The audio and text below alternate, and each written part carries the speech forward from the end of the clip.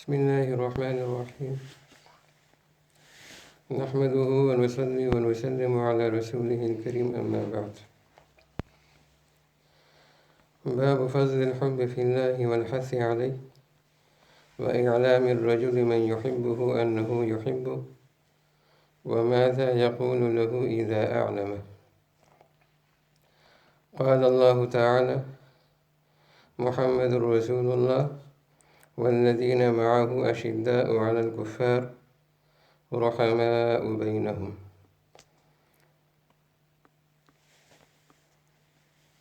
یہاں پر امام نووی رحمہ اللہ نے جو عنوان قائم کیا ہے، اس کا مطلب یہ ہے کہ اگر کوئی آدمی کسی کے ساتھ اللہ کے لیے محبت رکھے تو اس پر کیا اجر و ثواب ہے، اور اللہ کے لیے ہی کسی سے محبت رکھنی چاہیے۔ اور اگر کوئی آدمی کسی سے اللہ کے لیے محبت رکھے تو اس کو بتا بھی دے، اور جب اس کو بتا دے تو اس کو اس کے جواب میں کیا کہنا چاہیے۔ تو یہاں پر یہ تمام باتیں آئیں گی۔ سب سے پہلے امام نووی رحمہ اللہ نے یہاں پر قرآن کریم کی آیت کا ایک ٹکڑا ذکر کیا ہے: محمد رسول اللہ والذین معه اشداء علی الکفار رحماء بینہم تراہم رکعا سجدا یبتغون فضلا من اللہ ورضوانا سیماہم فی وجوہہم من اثر السجود ذلک مثلہم فی التوراة والانجیل كمثل زرع أخرج شطأه فآزره فاستغلظ فاستوى على سوقه يعجب الزراع ليغيظ بهم الكفار وعد الله الذين آمنوا وعملوا الصالحات منهم مغفرة وأجرا عظيما۔ یہ پوری آیت ہے، اور یہ قرآن کریم میں 26ویں پارے میں ہے۔ تو اس صورت میں یہاں پر اللہ تبارک و تعالیٰ نے نبی کریم صلی اللہ علیہ وسلم کا تعارفی منصبی فرمایا ہے، اور پھر آپ کے جو ساتھی ہیں یعنی حضرات صحابہ کرام رضی اللہ عنہم، ان کی نشانیاں بتلائی ہیں۔ نبی کریم صلی اللہ علیہ وسلم کا منصبی تعارف ہے رسول اللہ، کہ نبی کریم صلی اللہ علیہ وسلم اللہ کے رسول ہیں، یہ آپ کا منصب ہے۔ اور صرف رسول ہی نہیں بلکہ سید الرسل ہیں، امام الانبیاء ہیں، خطیب الانبیاء ہیں، اور خاتم النبیین ہیں، اور افضل البشر ہیں، افضل الخلق ہیں۔ تمام مخلوق میں، چاہے وہ فرشتے ہوں یا انسان ہوں یا جنات ہوں یا دوسری مخلوقات ہوں، سب سے افضل نبی کریم صلی اللہ علیہ وسلم کی ذات ہے، اور تمام انبیاء کے امام بنے شب معراج میں، اور قیامت کے دن تمام انبیاء کی طرف سے خطیب بنیں گے، اور تمام انسانوں سے اور تمام مخلوق سے افضل ہیں، اور ان سب کے سردار ہیں۔ سب سے پہلے جنت میں جانے والے اور جنت کا دروازہ کھٹکانے والے نبی کریم صلی اللہ علیہ وسلم ہوں گے۔ بہرحال آپ صلی اللہ علیہ وسلم کا جو بنیادی منصبی فریضہ ہے وہ ہے اللہ کا رسول ہونا، کہ آپ اللہ کے رسول اور نبی ہیں اور خاتم النبیین ہیں۔ تو رسالت کی جو ذمہ داری ہے وہ آپ صلی اللہ علیہ وسلم کو دی گئی ہے، اور رسالت کی بھی وہ ذمہ داری جو قیامت تک رہے گی، کہ بیچ میں اب کوئی اور نبی نہیں آ سکے گا۔ آپ صلی اللہ علیہ وسلم کو اللہ تبارک و تعالیٰ نے اتنا مکمل دین دیا ہے کہ اب اس دین میں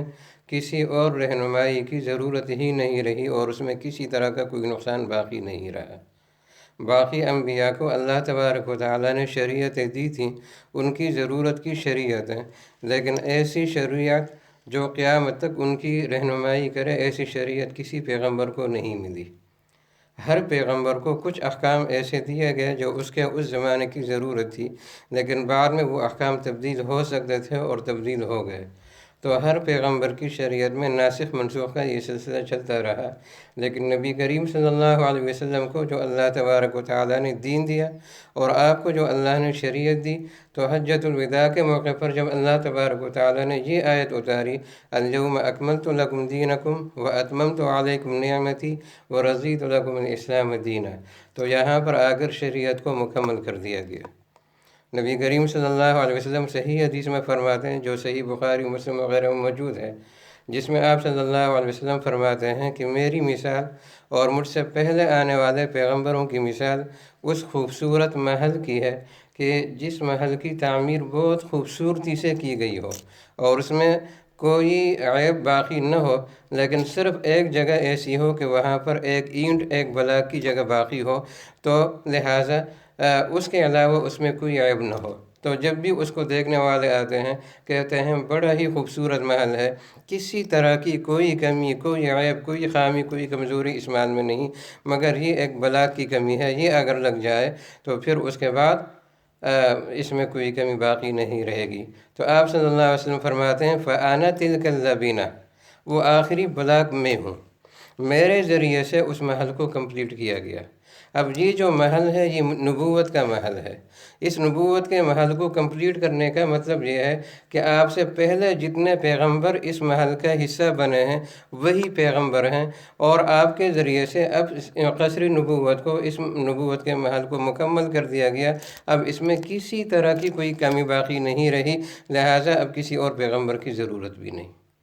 تو لہٰذا آپ کے ذریعے سے قصر نبوت کو مکمل کیا گیا۔ اور یہ اسی وقت ممکن تھا جب کہ آپ کو مکمل شریعت دی جائے، اور ایسی شریعت دی جائے جو قیامت تک انسانوں کی رہنمائی کے لیے کافی ہو۔ اسی وجہ سے باقی جتنے بھی پیغمبر آئے ہیں ان کی جو صفات ہیں، ان صفات میں خلیل اللہ، کلیم اللہ، شفیع اللہ، نجی اللہ، یہ تمام صفات ہیں، لیکن بحیثیت رسول اللہ ہونے کے کسی پیغمبر کی اس طرح کی صفت نہیں آئی جو اس کی زندگی کا اور اس کے نام کا لازمی حصہ بن جائے، سوائے نبی کریم صلی اللہ علیہ وسلم کے، کہ آپ کو یہ صفت دی گئی ہے، اور بحیثیت صفت ہونے کے اور بحیثیت ایک منصبی فریضہ ہونے کے آپ کو یہ نام دیا گیا ہے۔ تو لہٰذا اسی وجہ سے مولانا قاسم نانوتوی رحمہ اللہ فرماتے ہیں کہ باقی انبیاء کی نبوت جو ہے وہ آپ صلی اللہ علیہ وسلم کی نبوت کی فرع ہے، یعنی آپ کے توسط سے باقی پیغمبروں کو نبوت ملی ہے۔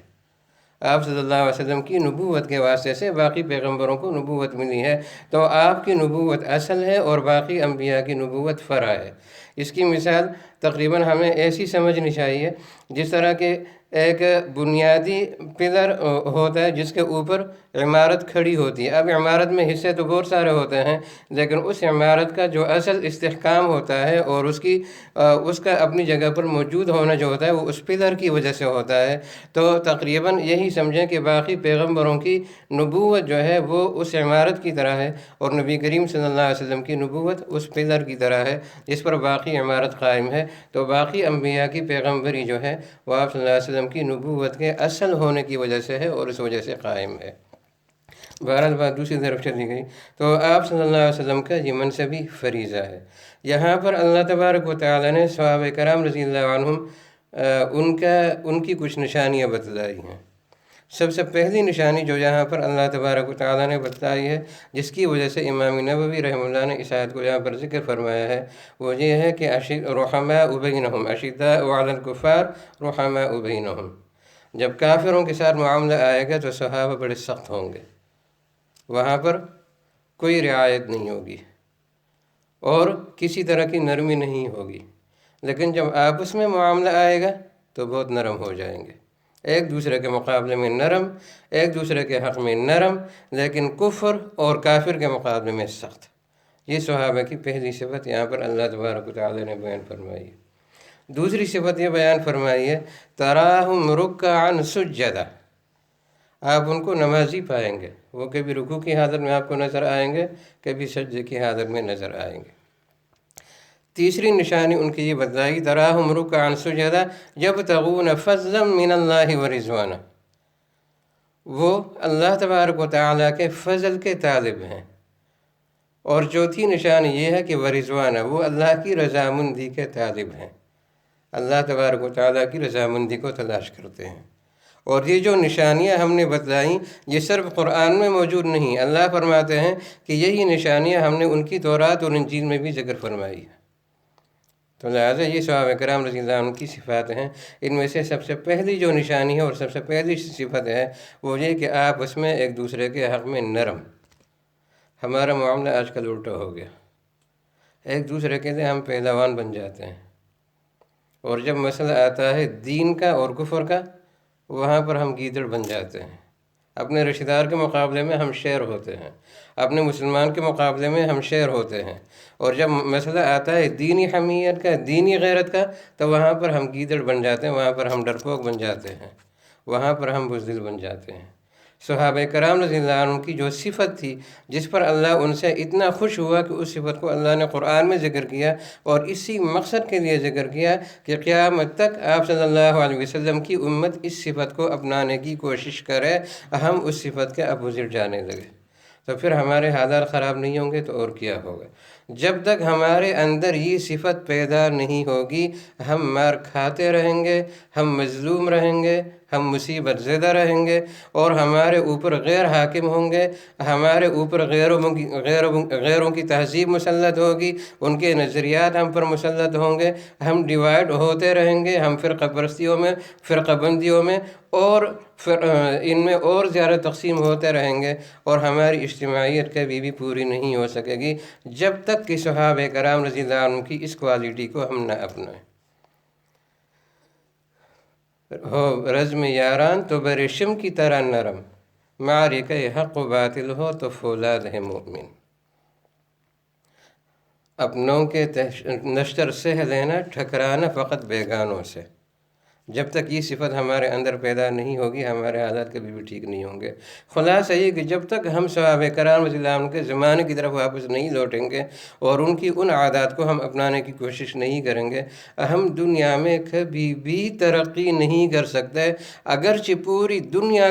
ہمیں مل جائے حکومت کے اعتبار سے، اور پوری دنیا کے خزانے ہمیں مل جائیں، اور چاہے پوری دنیا کے جتنے بھی وسائل ہیں وہ ہمیں مل جائیں، لیکن جب تک صحابہ کرام کی یہ صفات ہم اپنے اندر پیدا نہیں کریں گے، یہ تمام چیزیں ہمیں مضبوط نہیں بنا سکتی، اور یہ ہمیں مستحکم نہیں بنا سکتی، اور یہ ہمیں کامیاب نہیں بنا سکتی، یہ ہمیں پرسکون اور پرامن نہیں بنا سکتی۔ اس وجہ سے ضرورت ہے کہ ان صفات کو ہم زیادہ سے زیادہ اپنانے کی کوشش کریں۔ اب یہ صفات ہمارے اندر کیسے پیدا ہوں گی؟ ان صفات کو پیدا کرنے کے تقریباً 3-4 طریقے ہیں۔ سب سے پہلا طریقہ یہ ہے کہ قرآن کو سمجھنا اور عمل کرنے کی نیت سے سمجھنا، اور قرآن میں جو احکام ذکر کیے گئے ہیں ان کو اپنانے کی اپنی طاقت کے مطابق کوشش کرنا، اور جن چیزوں سے قرآن میں روکا گیا ہے ان سے رکنے کی کوشش کرنا۔ دوسری چیز ہے سنت رسول، نبی کریم صلی اللہ علیہ وسلم کی سنت، اس کو سمجھنے کی کوشش کرنا، پڑھنے کی کوشش کرنا، اپنانے کی کوشش کرنا، لیکن مستند علماء کی نگرانی میں یہ دونوں کام ہوں۔ تیسری چیز ہے احوال صحابہ کرام رضی اللہ عنہ کے حالات پڑھتے رہنا، ان کی زندگی کے حالات پڑھتے رہنا، اور ان کے اندر جو خصوصیات تھیں اور جو صفات تھیں ان کو اپنانے کی اپنی طاقت کے مطابق کوشش کرنا۔ اور چوتھی چیز ہے ایسی محفلیں، ایسی مجلسیں، ایسے مستند علماء جو ہماری رہنمائی ان چیزوں کی طرف کرتے رہیں، تو ان کے پاس جانا، ان کے بیانات سننا، ان کے پاس رہنا، اور ان سے رہنمائی لینا، اس کے مطابق زندگی گزارنے کی کوشش کرنا۔ اور پانچویں چیز ہے اللہ تبارک و تعالیٰ سے دعا، اللہ تبارک و تعالیٰ سے عاجزی سے دعا کرتے رہیں، اور مانگتے رہیں کہ اے اللہ، جو راستہ تیرے نبی کریم صلی اللہ علیہ وسلم کا ہے اور جو نقش قدم صحابہ کرام کا ہے، ہمیں اسی راستے پر رکھنا، اسی کی طرف ہماری رہنمائی کرنا، اور اسی پر ہمارا خاتمہ کرنا، اور ہمیں حسن خاتمہ نصیب کرنا، اور قیامت کے دن میں بھی ہمیں انہی کے ساتھ اٹھانا، اور انہی کے ساتھ ہمارا حشر کرنا۔ تو عاجزی کے ساتھ یہ دعا بھی کرتے رہنا۔ جب یہ 5 چیزیں ہمارے اندر جمع ہو جائیں گی تو پھر اللہ کی ذات سے امید ہے کہ یہ صفات ہمارے اندر پیدا بھی ہو جائیں گی اور ہم کامیاب بھی ہو جائیں گے۔ اللہ تبارک و تعالی عمل کی توفیق عطا فرمائے۔ وآخر دعوانا ان الحمد للہ رب العالمین۔